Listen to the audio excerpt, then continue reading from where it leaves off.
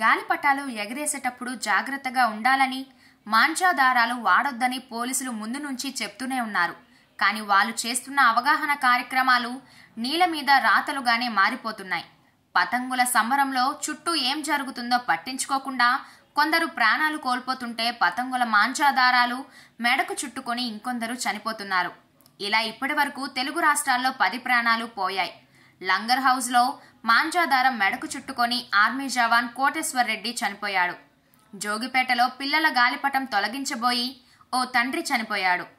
సేట్ బషీరాబాద్ లో ఓ యువకుడు కూడా గాలిపటాలు ఎగరేస్తూ చనిపోయాడు. నాగోల్లో 14 ఏళ్ల బాలుడు శివప్రసన్న కూడా గాలిపటాల సంబరంలో ప్రాణాలు కోల్పోయాడు. ఇక రాజేంద్రనగర్ లో తనిష్క్ అనే బాలుడు కూడా చనిపోయాడు.